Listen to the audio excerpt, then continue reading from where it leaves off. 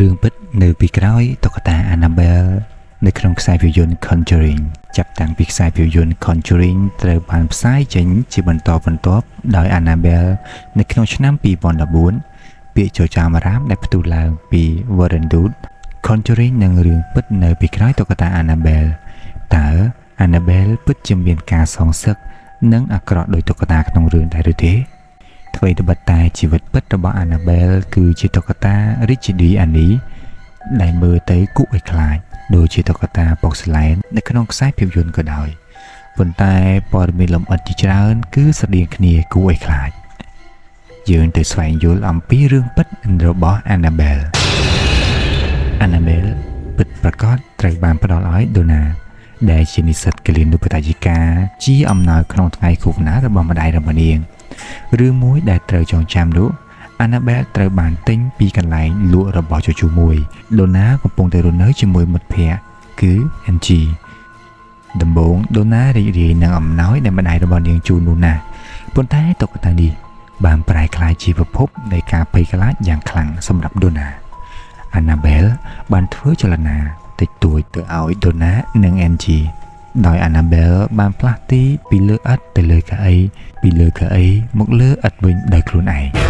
តែ Donna គិតថាប្រហែលជានាងដួលឬក៏ធ្លាក់ចុះមកមិនយូរប៉ុន្មានចលនាចាប់ផ្ដើមកើនឡើងហើយតុក្កតាក៏ចាប់ផ្ដើមផ្លាស់ទីកាន់តែច្រើនឡើងពីនៅលើគ្រែទៅនៅលើសាឡុងឬនៅក្រៅទ្វាររបស់ Angie ភ្លាមបន្ទាប់ពីនាងត្រឡប់មកពីបន្ទប់របស់ Donna វិញមិត្តស្និទ្ធរបស់ពួកគេ Lou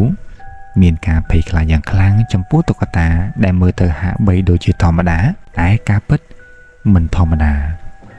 គាត់ជឿថាតុក្កតានោះអាក្រក់បានធ្វើអ្វីដាក់ Donna និង Angel តែពួកគេទាំងពីរមិនបានគិតអ្វីនោះទេហើយនៅតែជឿថាប្រហែលជាពួកគេឃើញចលនារបស់តុក្កតានោះចម្លែកប៉ុណ្ណោះរឿងតុក្កតា Annabelle កាន់តែអាក្រក់ទៅមិនយូរប៉ុន្មានក្មេងស្រីចាប់ផ្ដើមស្វែងរកកំណត់ត្រាជុំវិញផ្ទះរបស់ពួកគេអ្វីដែលចម្លែកនោះ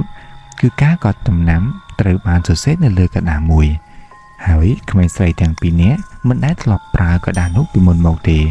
កំណត់ត្រានិយាយរឿងផ្សេងប៉ុន្តែជាទូទៅពួកគេនិយាយរឿងដូចគ្នាដូចជាជួយយើងទីបំផុតតុក្កតាមកពី Conjuring ឈ្មោះ Annabelle ត្រូវបានគេរកឃើញដោយមានឈាមនៅក្នុងដៃរបស់នាងថ្ងៃមួយ Donna ត្រឡប់មកពីធ្វើការវិញហើយបានឃើញតុក្កតានៅលើគ្រែធម្មតារបស់នាងប៉ុន្តែជាអកុសលនាងមានឈាមនៅលើដៃវាហាក់បីដូចជាឈាមឬសារធាតុរាវក្រហមអ្វីដែលវាមកពីតុក្កតានោះវាដល់ពេលហើយសម្រាប់ក្មេងស្រីដើម្បីហៅជំនួយដើម្បីរកមើលថាតើមានអ្វីកើតឡើងជាមួយនឹងតុក្កតានេះមុនពេលដែលរឿងកាន់តែអាក្រក់ទៅរឿងមួយដែលគួរដឹងគឺអាគារផ្ទះរបស់ Donna និង Angie ត្រូវបានសាងសង់ពីមុនធ្វើជាវាលកុមារីម្នាក់អាយុប្រហែល7ឆ្នាំត្រូវបានគេប្រទះឃើញស្លាប់នៅទីនោះជាច្រើនឆ្នាំមុននៅពេលដែលតុក្កតានេះចូលមកនៅក្នុងផ្ទះរបស់ពួកគេវិញ្ញាណរបស់ Annabelle នៅតែស្ថិតនៅក្នុងតំបន់ដែលនាងបានស្លាប់ហើយដោយសារតែនាងចូលចិត្តតុក្កតានោះវិញ្ញាណរបស់នាងក៏ចូលទៅក្នុងតុក្កតានោះ Annabelle បានក្លាយទៅជាតុក្កតា Annabelle ដ៏សាហាវជាអកុសលសម្រាប់ក្មេងស្រី Annabelle បានក្លាយទៅជា Annabelle តុក្កតាខ្មោចយ៉ាងណាមិញ Donna និង Angie ស្រឡាញ់គ្នាខ្លាំងណាស់ហើយដោយសារតែពួកគេអាណិតក្មេងស្រីម្នាក់នោះដែលត្រូវបានគេប្រទះឃើញស្លាប់តែម្នាក់ឯងនៅក្នុងវាលស្រែនោះពួកគេចង់ឲ្យតុក្កតានោះស្នាក់នៅជាមួយព្រោះពួកគេមិនចង់ឲ្យនាងនៅម្នាក់ឯងវាដ៏រន្ធត់ Lou គឺជាអ្នកដែលត្រូវបានវាយប្រហារដោយ Annabelle មុនពេល Warren ត្រូវបានគេហៅចូលមកប្រហែលជានាងមិនចូលចិត្តគាត់ឬប្រហែលជាគាត់បានរំលឹកនាងអំពីបុរសម្នាក់ដែលបានប្រព្រឹត្តអាក្រក់ទៅលើនាងប៉ុន្តែគាត់គឺជាមនុស្សម្នាក់ដែលនាងបានបង្ហាញខ្លួនឯងពិតរឿងមួយចំនួនបានកើតឡើងរួមទាំងសុបិនអាក្រក់មួយចំនួននិងការមើលឃើញមួយចំនួនរបស់ Annabelle Angie និង Lou បានចំណាយពេលជាមួយគ្នានៅពេលដែលពួកគេឮចលនានៅក្នុងបន្ទប់របស់ Donna ប៉ុន្តែពេលនោះ Donna មិននៅផ្ទះទេពួកគេមានការភ័យខ្លាចយ៉ាងខ្លាំងដំបូងឡើយពួកគេមានការព្រួយបារម្ភអំពីចោរចូលផ្ទះប៉ុន្តែ ពួកគេបានដឹងយ៉ាងច្បាស់ថាតាមពិតវាគឺជាចលនារបស់ Annabelle លូបានឃើញនៅមុខបន្ទប់របស់ Donna ហើយគ្មានមនុស្សនៅខាងក្នុងទេទោះបីជាតុក្កតានោះអង្គុយលើកៅអីជំនួសឲ្យអង្គុយលើគ្រែក៏ដោយគាត់បានឈានទៅមុខឆ្ពោះទៅរក Annabelle ហើយអារម្មណ៍មួយហាក់ដូចជាអារម្មណ៍ដែលមាននរណាម្នាក់កំពុងតែលូនចូលទៅក្នុងកន្លែងមួយគាត់មានអារម្មណ៍ចាប់ផ្ដើមឈឺចាប់ក្នុងទ្រូងរបស់គាត់ហើយបានដឹងថាមានស្នាមក្រញាំជាបន្តបន្ទាប់ស្នាមប្រេះដូចជាមាននរណាម្នាក់មកលូតពីលើគាត់ហើយបានកោសគាត់ពីក្រោយគ្មាននរណាម្នាក់នៅក្នុងបន្ទប់នោះទេដូច្នេះហើយគាត់បានដឹងថាស្នាមនោះត្រូវបានមកពី Annabelle ច្បាស់ណាស់ជាអ្នកធ្វើអ្វីដែលប្លែកបំផុតនោះស្នាមទាំងនោះត្រូវបានជាសះស្បើយភ្លាមហើយក្នុងរយៈពេលតែ 2-3 ថ្ងៃមិនឃើញមានដានអ្វីទាំងអស់បន្ទាប់មក Warren ត្រូវបានហៅចូលបូជាចាម្នាក់ត្រូវបានគេហៅចូលមកនៅក្នុងផ្ទះរួមជាមួយនឹង Warren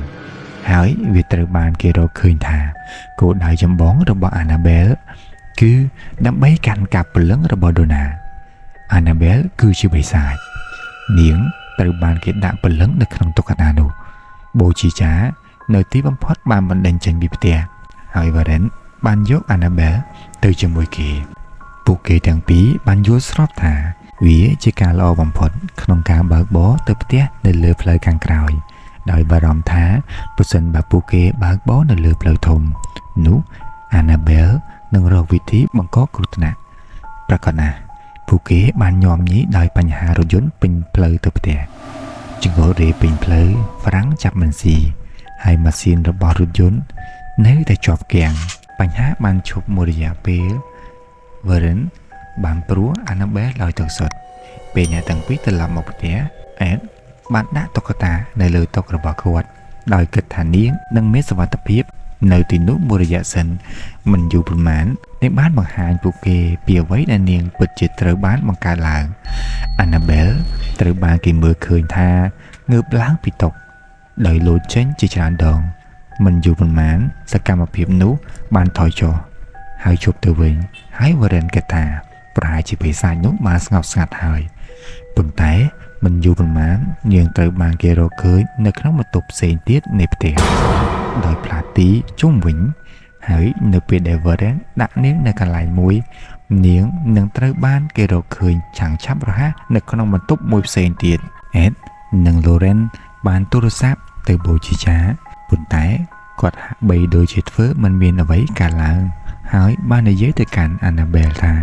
នាងមិនអាចធ្វើបាបគាត់បានទេព្រោះនាងគ្រាន់តែជាតុក្កតាមួយប៉ុណ្ណោះនោះជាកំហុសធំមួយព្រោះគាត់ជួបគ្រោះថ្នាក់ចរាចរណ៍នៅលើផ្លូវទៅផ្ទះរថយន្តបានកលាប់ហ្វ្រាំងមិនជាប់ហើយរថយន្តរបស់គាត់ត្រូវខ្ទេចខ្ទីទាំងស្រុង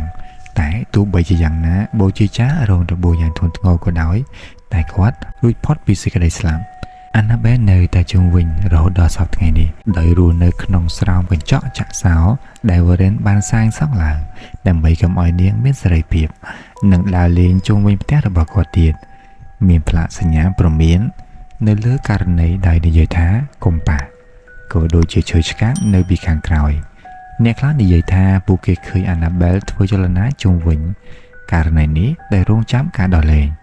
Annabelle នៅក្នុង Conjuring បានធ្វើឲ្យមានការបំផ្លិចបំផ្លាញដល់អ្នកជុំវិញខ្លួន